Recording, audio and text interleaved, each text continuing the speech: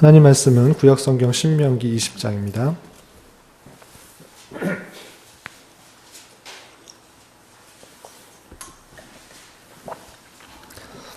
신명기 20장 말씀 1절부터 20절까지 말씀이 있는데요. 오늘은 가나안 땅에 들어갈 때 우리가 찬송하신 것처럼 가나안 땅에 들어가서 전쟁할 때 어떤 자세로 전쟁을 해야 되는가 1절부터 20절까지 길게 나와 있습니다. 다 읽기는 시간이 좀 많이 걸릴 것 같아서 1절부터 9절까지 말씀 읽고 전체 말씀을 한번 살펴보도록 하겠습니다. 1절부터 9절까지 함께 봉독하겠습니다. 내가 나가서 적군과 싸우려 할 때에 말과 병거와 백성이 너보다 많음을 볼지라도 그들을 두려워하지 말라. 애굽 땅에서 너를 인도하여 내신 내 하나님 여호와께서 너와 함께 하시느니라. 너희가 싸울 곳에 가까이 가면 제사장은 백성에게 나아가서 구하여 그들에게 말하여 이르기를 이스라엘아 들으라. 너희가 오늘 너희의 대적과 싸우려고 나왔으니 마음에 겁내지 말며 두려워하지 말며 떨지 말며 그들로 말미암아 놀라지 말라. 너희 하나님 여호와는 너희와 함께 행하시며 너희를 위하여 너희 적군과 싸우시고 구원하실 것이라 할 것이며 책임자들은 백성에게 말하여 이르기를 새 집은 건축하고 낙성식을 행하지 못한 자가 있느냐. 그는 집으로 돌아갈지니 전사하면 타인이 낙성식을 행할까 하노라. 포도원을 만들고 그 과실을 먹지 못한 자가 있느냐. 그는 집으로 돌아갈지니 전사하면 타인이 그 과실을 먹을까 하노라. 여자와 약혼하고 그와 결혼하지 못한 자가 있느냐. 그는 집으로 돌아갈지니 전사하면 타인이 그를 데려갈까 하노라 하고 책임자들은 또 백성에게 말하여 이르기를 두려워서 마음이 허약한 자가 있느냐. 그는 집으로 돌아갈지니 그의 형제들의 마음도 그의 마음과 낙심될까 하노라 하고 백성에게 이르기를 마친 후에 군대의 지휘관들을 세워 우리를 거느리게 할지니라. 아멘. 이 시간에도 여기까지 나오신 여러분들 위해 하나님이 크신 은혜가 함께하기를 진심으로 기원합니다. 말씀 읽기 본문은 신명기 20장입니다. 20장에는 아까 말씀드린 것처럼 이스라엘 백성들이 가나안 땅에 들어갈 때, 가나안 땅에 들어가면서 전쟁을 하게 될 때 어떤 자세로 전쟁을 해야 되는가에 대해서 쭉 길게 나와 있습니다. 그런데 오늘날 이런 말씀을 듣고 문자 그대로 지키기보다는 그 당시에 가나안 땅에 들어갈 때 전쟁에 임하는 자세를 통해서 우리가 매일매일 만나게 되는 순간순간 만나게 되는 영적 전투 가운데 어떻게 대처해야 될 것인가를 교훈받을 수 있을 것 같습니다. 먼저 가나안 땅에 들어갈 때 선민이 전쟁에 임하는 자세가 어떠한지를 쭉 살펴보고 오늘날 영적 전투 가운데 어떻게 임해야 될 것인가 교훈받는 시간 갖도록 하겠습니다.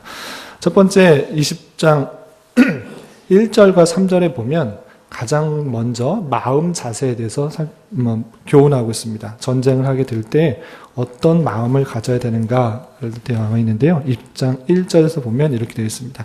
내가 나가서 적군과 싸우려 할 때 말과 병거와 백성보다 많음을 볼지라도 상황이 이스라엘 백성이 갖고 있는 그런 무기들보다 훨씬 더 사람도 많고 무기도 많을지라도 그들을 두려워하지 말라 그랬습니다.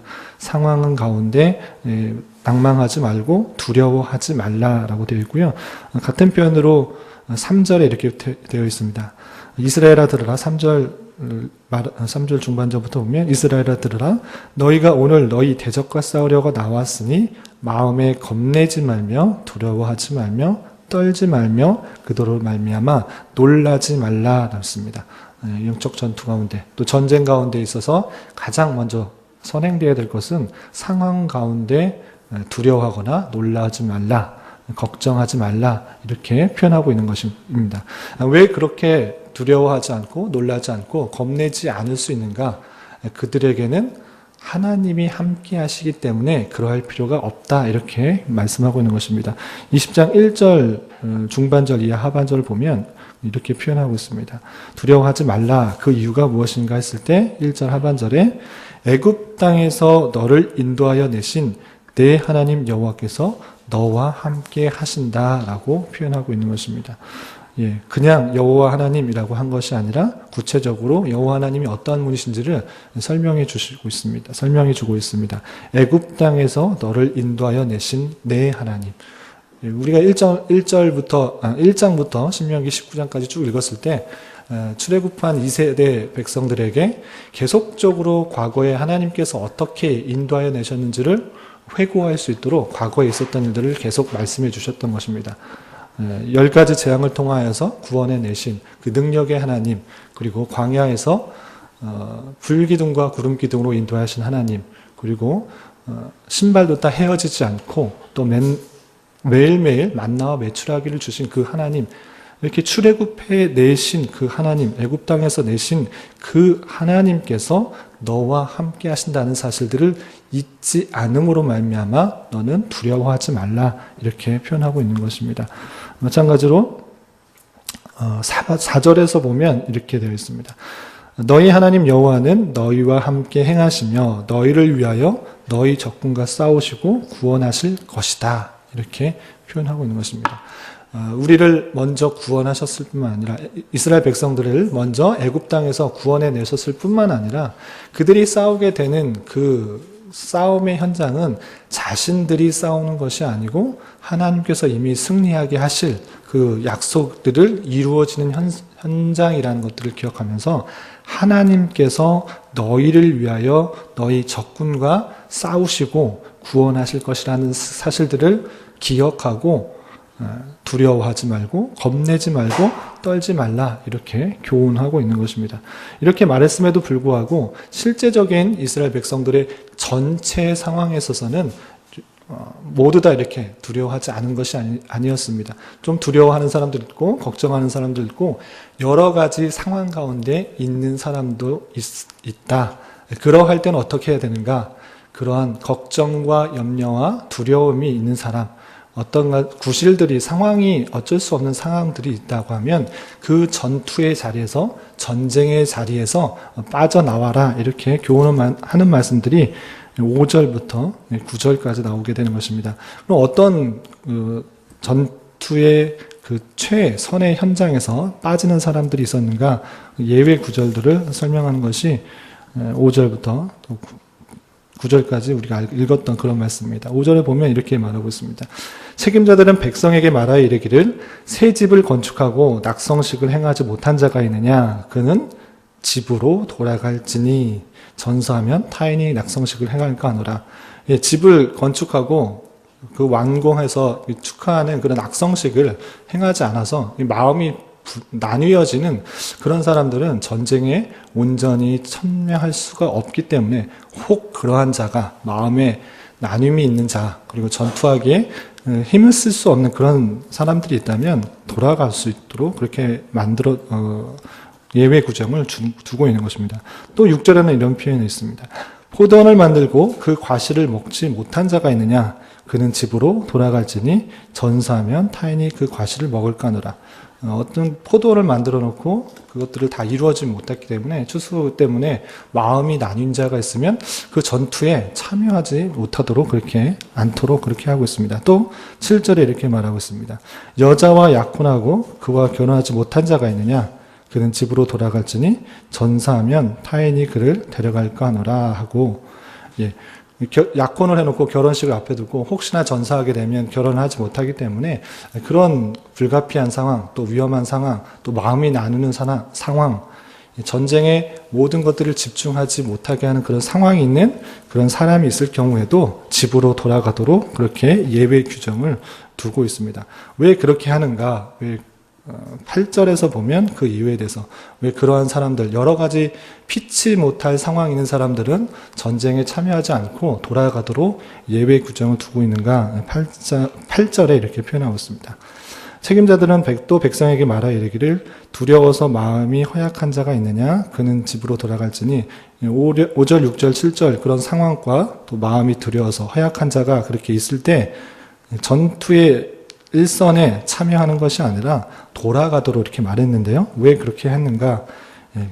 8절 하반절에 그의 형제들의 마음도 그의 마음과 같이 낙심될까 하노라, 이렇게 표현하고 있습니다. 이렇게 불안하고 또 두려워하고 또 전투에 집중하지 못하고 그 집에 할 일들이 많이 이렇게 있을 때 또 좀 두려워하는 그런 마음들이 있을 때 오히려 그러한 사람들 때문에 전투의 일선에서 힘을 모으고 또 전투에 힘을 써야 될 그런 상황 가운데 마음이 또 그런 사람들 때문에 같이 낙심될까 또는 전투하는 그런 힘을 분산될까봐 그렇게 돌아가도록 하는 그런 전투에 임전하는 싸움에 임하는 자세를 살펴볼 수 있습니다. 그리고 이제 10절 이하에서는 전투를 할 때 있어서 가나안 땅에서 전투할 때와 그러지 않을 그런 하나님이 약속하지 않은 땅에서 전투할 때의 자세를 구분하여 설명하고 있습니다. 10절에서 보면 이렇게 되어 있습니다. 내가 어떤 성읍으로 나가서 치려할 때는 그 성읍에 먼저 화평을 선언하라 되어 있습니다. 그래서 내가 어떤 성읍 이렇게 되었을 때는 가나안 땅이 아니고요. 가나안 땅 그 약속하신 하나님께서 말씀하셨던 그 땅이 아니고 그 주변 땅, 그 가나안 땅에 들어갈 때 만나게 되는 그런 성읍들, 그리고 그 주변에 있는 성읍들을 만나게 될 때 먼저 화평을 선언하라 이렇게 표현하고 있습니다. 가나안 땅에는 조금 뒤에 살펴보겠지만 모든 사람들을 호흡이 있는 자, 남자건 여자건 그리고 아이건 어른이건 상관없이 호흡이 있는 자는 모두 죽이게 이렇게 명령하였지만 그렇지 않은 그 가나안 땅에 약속하신 땅, 그 땅이 아닐 때에는 화평을 먼저 청하도록 이렇게 되어 있는 것입니다. 11절 계속 살펴보면 11절에 그 성읍이 만일 화평하기로 화답하고 너를 향하여 성문을 열거든 그 모든 주민들에게 내게 이스라엘 백성들에게 조공을 바치게 하고 너를 섬기게 할 것이다. 화평을 먼저 다른 성읍 가나안 땅이 아니고요. 다른 성읍에 들어가게 될 때 지나게 될 때 화평을 청해서 화평을 받아들이는 사람들에는 그 사람들에게 조공을 바치고 이스라엘 백성들을 섬기게 했고요. 그렇지 않고 왜 그렇게 돼야 되는가? 화평을 거부하고 싸움에 임하게 될 때는 어떻게 되느냐? 12절 이하 이렇게 표현하고 있습니다. 만일 너와 화평을 거부하고 너를 대적하여 싸우려 하거든 너는 그 성읍을 에워쌀 것이며 13절 내 하나님 여호와께서 그 성읍을 내 손에 넘기시거든 너는 칼날로 그 안에 남자를 다 쳐 죽이고 전쟁을 할 수 있는 힘 있는 사람들 남자라고 표현되는데 그 남자들을 다 쳐 죽이라 이렇게 표현되어 있습니다. 그리고 14절 보면 여자들과 오직 여자들과 유아들과 가축들과 성읍들 가운데 있는 모든 것을 너를 위하여 탈취물로 삼을 것이다. 여자들, 유아들, 그 간축에 있는 여러 가지 것들을 탈취물로, 전리품으로 삼아라 이렇게 표현한 것입니다. 그래서 너는 내 하나님 여호와께서 내게 주신 적군에게서 빼앗은 것을 먹을 것이다 라고 표현하고 있습니다. 그리고 아까 말씀드린 것처럼 15절에서는 이것이 가나안 땅에 있는 성읍들, 사람들을 치기 위한, 전쟁을 위한 것이 아니라 이방 사람들을 위한 그 외의 성읍들에 대한 규정이다라고 표현하고 있습니다. 15절 보면 내가 내게서 멀리 떠난 성읍들 곧 이 민족들에게 속하지 아니한 성읍들에게는 이같이 행하려니와 멀리 떠난 성읍, 가나안 땅이 아니고요. 그 가나안 땅에서 떠난 그 성읍들이 있을 때 그런 민족들에게 있을 때 이런 규정을 통하여서 전쟁을 해야 된다. 먼저 화평을 청하고 화평을 받아들였을 경우에는 그들로부터 조공을 받고 섬기게 할 것이고 만약에 화평을 거부했을 경우에는 전쟁에서 그 남자의 모든 남자들을 죽이고 전리품들을 취하라라는 규정이고요. 그렇지 않고 멀리 떠난 성읍이 아니고 하나님께서 약속하신 그 가나안 땅, 그 지역에서는 또 전쟁의 규정이 다른 것을 볼 수 있습니다. 16절에 그렇게 표현되어 있습니다. 16절 멀리서 떠난 성읍들은 아까 말씀드린 것과 같고요. 16절 오직 내 하나님 여호와께서 내게 기업으로 주시는 가나안 땅으로 주시는 가나안 땅 그 민족들의 성읍에서는 호흡 있는 자 하나도 살리지 말지니 이라고 되어 있습니다. 가나안 땅에 살고 있는 그런 백성들을 만날 때는 남자뿐만 아니라 여자뿐만 아니라 유아들 모든 가축들도 다 죽이라고 이미 말씀하셨고 다시 한번 전쟁에 임하는 자세에 있어서 이렇게 강력하게 다 진멸할 것을 말하고 있습니다. 그런 족속들이 어떤 족속들인가 구체적으로 17절에 이렇게 말하고 있습니다. 곧 헷 족속과 아모리 족속과 가나안 족속과 브리스 족속과 히위 족속과 여부스 족속을 내가 진멸하되 내 하나님 여호와께서 내게 명령하신 대로 하라. 왜냐하면 왜 이렇게 진멸하라고 하는가? 어떻게 이렇게 잔인할 수가 있는가? 이스라엘 백성들이 다른 백성들을 이렇게 진멸할 수가 있는가? 여자도 죽이고 유아들도 죽이고 모든 동물 있는 것까지 다 죽이게 할 수 있는가? 왜냐하면 18절 이는 그들이 신들에게 행하는 모든 가증한 일을 너희에게 가르쳐 본받게 하여 너희가 너희 하나님 여호와께 범죄할까 함이니라. 그들에게 만연된 우상숭배의 죄악들을 근절하기 위해서 모든 그런 사람들을, 족속들을 죽이게 한 것입니다. 이스라엘 백성들이 가나안 족속들이 어떻게 행하였기에 이렇게 다 진멸하라고 하는가? 우리가 앞서서 쭉 살펴봤는데요. 9장 한 구절만 더 찾아보겠습니다. 우리가 읽어봤던 구절인데요. 신명기 9장 4절과 5절에서 이스라엘 백성들에게 가나안 족속들을 이렇게 다치게 한 이유에 대해서 이렇게 표현하고 있습니다. 9장 4절 5절을 제가 읽어보겠습니다. 내 하나님 여호와께서 그들을 내 앞에서 쫓아내신 후에 내가 심중에 이르기를 내 공의로움으로 말미암아 여호와께서 나를 이 땅으로 인도하여 들여서 그것을 차지하게 하셨다 하지 말라. 이 민족들이 악함으로 말미암아 여호와께서 그들을 내 앞에서 쫓아내신 것이다. 이스라엘 백성들이 우월해서 그렇게 이기게 하신 것도 아니고 그 사람들을 다 멸하게 하신 것도 아니고 이 민족들이 악함으로 말미암아 하나님께서 그들을 쫓아내신 것이다. 이렇게 표현하고 있는 것입니다. 또한 차지하게 된 것을 5절에 이렇게 표현하고 있는데요.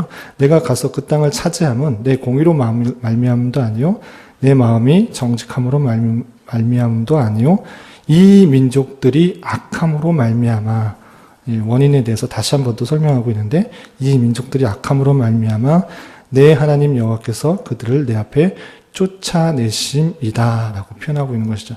9장 4절 5절 뿐만 아니라 우리가 계속적으로 읽어왔던 것처럼 가나안 땅에 얼마나 우상숭배가 많았는가. 그들에게 있어서는 우상숭배가 아니고 미신숭배이겠죠. 어떤 숭배들이 있었는가. 첫 번째로 자신의 아들을 불태워 죽이면서 신에게 바치는 그런 풍습들이 있었습니다.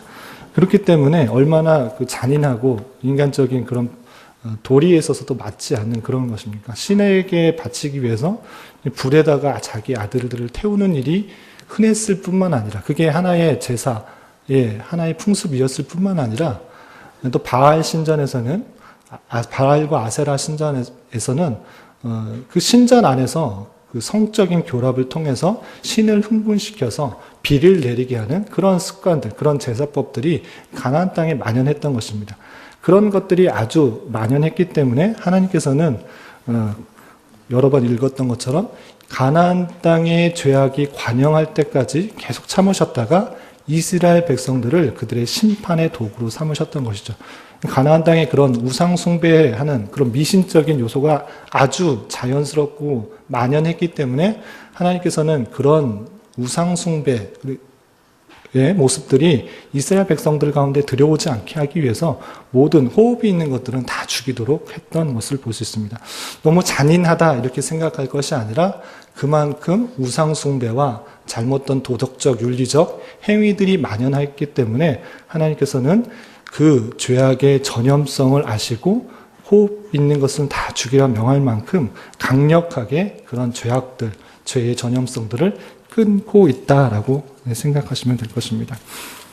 그렇게 표현하고 있고요. 다시 돌아와서 신명기 20장 18절까지 읽어봤는데 18절 그는 그들의 신에게 행하는 모든 가증한 일을 너희에게 가르쳐 본받게 하여 너희가 너희 하나님 여호와께 범죄할까 함이니라. 하나님을 온전히 숭배해야 함에도 불구하고 혹시나 그들을 남겨두었을 때 그들의 자연스러운 신의 습관들, 그런 모습들이 하나님을 섬기는 것에 방해가 되고 죄가 전염될까봐 모든 것들을 진멸하라 이렇게 표현하고 있는 것입니다. 그리고 마지막 19절, 20절에서는 과목들, 그럼 호흡이 있는 동물들 같은 거는 어떻게 대해야 되는지 다 설명했는데 식물들은 어떻게 되는가, 거기에 있는 나무의 열매들은 어떻게 되는가까지 구체적으로 설명하고 있는 모습을 볼 수 있습니다. 19절 보면 너희가 어떤 성읍을 오랫동안 에워싸고 그 성읍을 쳐서 점령할 때에 도끼를 둘러 그것에 나무를 찍어내지 말라. 왜냐하면 이것은 너희가 먹을 것이 되미니 찍지 말라. 들에 수목이 사람이나 너희가 어찌 그것을 에워싸겠느냐. 20절 다만 과목이 아닌 수목은 찍어내어 너희와 싸우는 그 성읍을 치는 기구를 만들어 그 성읍을 함락시킬 때까지 쓸지니라 라고 표현하면서 거기에 있는 식물들, 특히 나무들이 여러 개 있을 때 과목들, 열매를 맺는 그런 나무들, 식물들은 그대로 놔두어서 그것들을 먹으라는 거 표현하고 있습니다. 그것이 죄에 오염을 시키지 않기 때문에 식물들은 아무런 죄가 없기 때문에 그 과실을 맺는 나무들은 살려두고 그렇지 않은 그런 나무들은 전쟁에 필요한 대로 찍어서 사용하여서 전쟁에 쓸 것을 표현하고 있는 것입니다. 이렇게 구체적으로 가난한 사람들, 그리고 그 밖의 사람들, 그리고 동물과 식물에 대해서 전쟁에서 어떻게 사용해야 되는지에 대해서 구체적으로 전쟁에 임하는 자세히 설명을 하고 있습니다. 이런 말씀을 대하면서 아시다시피 문자 그대로 오늘날 그대로 지켜 행하라는 말씀은 아닐 것입니다. 당시에 이스라엘 백성들에게 이렇게 전투에 임할 것을 교훈했기 때문에 오늘날 이런 말씀을 대하면서 어떻게 우리가 영적 전투에 임해야 되는가 다시 한번 생각을 해보았으면 좋겠습니다. 우리는 날마다 여러 가지 상황 속에서 영적 전투를 하게 됩니다. 그러할 때 이스라엘 백성들에게 말한 것처럼 두려워하지 말고 떨지 말고 강하게 해야 될 것입니다. 왜냐하면 하나님께서 우리와 함께 하기 때문에 두려워하지 말고 떨지 말고 마음을 강화하라고 하는 것을 보습니다. 우리는 종종 상황에 몰두하여서 낙담되고 좌절하고 쓰러질 때가 많이 있습니다. 상황 속에 매몰될 때가 있습니다.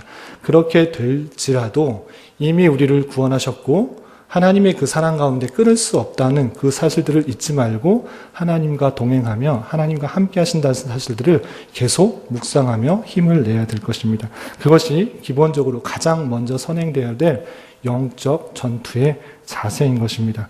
그리고 공동체 안에서 힘있게 전진해야 할 때 아까 말씀을 본 것처럼 어떤 여러 가지 구실들 이런 것이 있을 때 마음이 나뉘게 해야 되는 것을 마음이 나뉘지 않게 하기 위해서 수가 많은 것보다 마음의 일치를 유지하는 것이 중요하다 할 수 있습니다.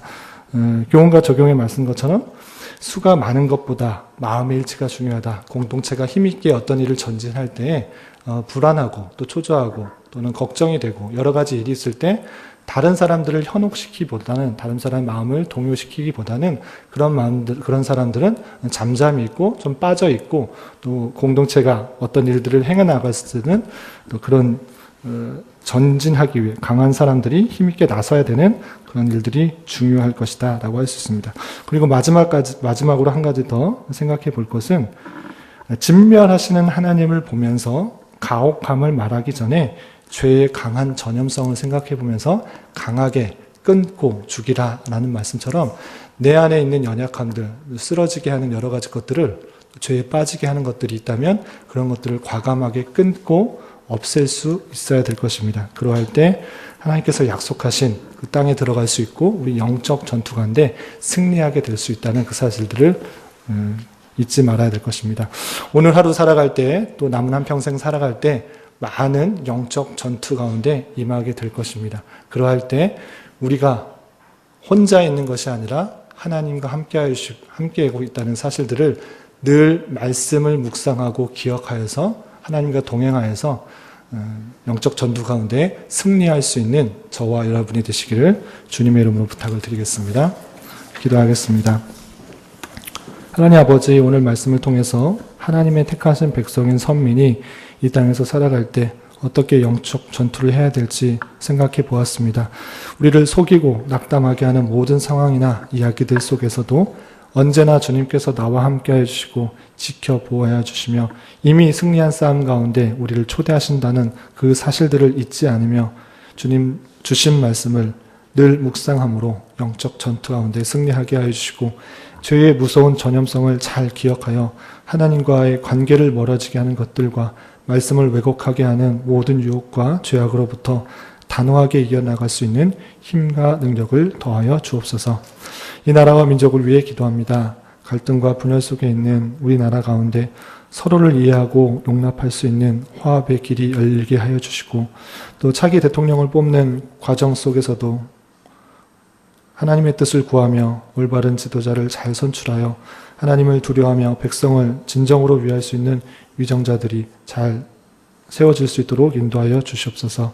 특별히 이 나라와 이 나라의 교회를 주님의 선한 도구로 사용하여 주셔서 어둠 속에서 참된 빛을 썩어져가는 사회 속에서 소금의 역할들을 잘 감당할 수 있도록 인도하여 주시옵소서.